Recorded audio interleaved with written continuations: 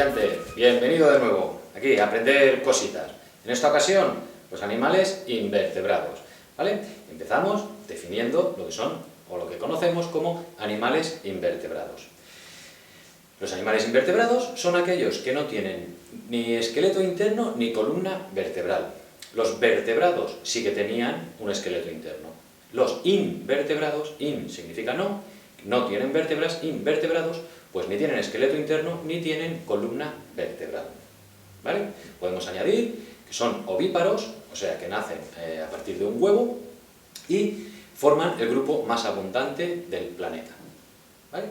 De los animales, los más abundantes son los invertebrados, en cuanto a número. ¿Vale?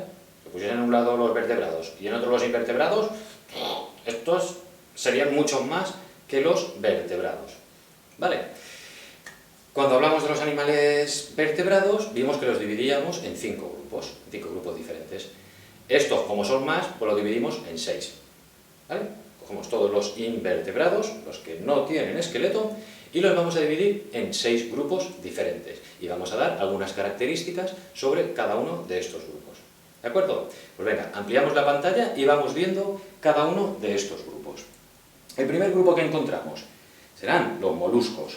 ¿Vale? Molusco, pues ese es un grupo de los animales invertebrados. Otro grupo serán los artrópodos. Un tercer grupo se llamarán anélidos, otro celentéreos, otro equinodermos y el último serán los poríferos. Pues vamos a ver de cada grupo algunas de sus características. Empezamos con los moluscos y continuamos con más divisiones. En los moluscos encontramos bivalvos, gasterópodos o cefalópodos. Ahí veis un ejemplo de cada uno de esos grupos. ¿Qué podemos decir de común de los moluscos? Pues que tienen el cuerpo blando y musculoso. Algunos tienen concha protectora, algunos, otros no. Y pueden ser terrestres o acuáticos. ¿Vale? Pues eso en cuanto a los moluscos.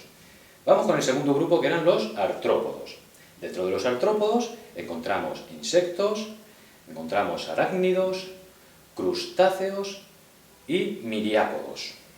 ¿Vale? Dentro de los artrópodos podemos encontrar estos 4 grupos.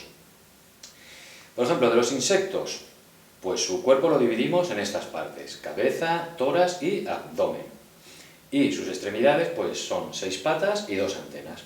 Los arácnidos, el cuerpo lo dividimos en cefalotórax, que es la unión de cabeza y tórax. Lo que pasa es que forma solo una sola pieza, y entonces a esta única pieza se le llama cefalotórax. Cefalotórax y abdomen. Y sus extremidades son 8 patas. Los crustáceos también tienen cefalotórax y abdomen, y sus extremidades están compuestas de 10 patas y tienen 2 antenas. Y los miriápodos, pues su división son cabeza, la división de su cuerpo lo dividimos en cabeza y tronco, y tienen más de 10 patas, pueden tener más de 10 patas de extremidades. El siguiente grupo serán los anélidos. En los anélidos podemos encontrar unos que son terrestres, podemos encontrar acuáticos o podemos encontrar parásitos. Vale. Característica común de todos ellos, pues que tienen el cuerpo blando y alargado, y en la mayoría de ellos está formado por anillos. Este cuerpo, que es blando y alargado, está formado por anillos. ¿Vale? Siguiente grupo, los celentéreos. Pues en los celentéreos encontramos medusas, encontramos anémonas y encontramos corales.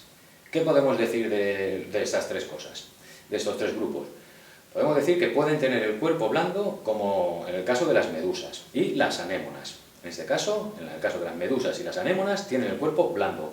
O pueden tener el cuerpo duro, como los corales. ¿De acuerdo? Los 2 de arriba tienen el cuerpo blando, medusas y anémonas, y el de abajo, los corales, tienen el cuerpo duro.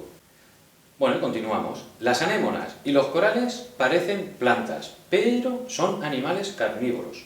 A pesar de que parecen plantas, realmente son animales carnívoros.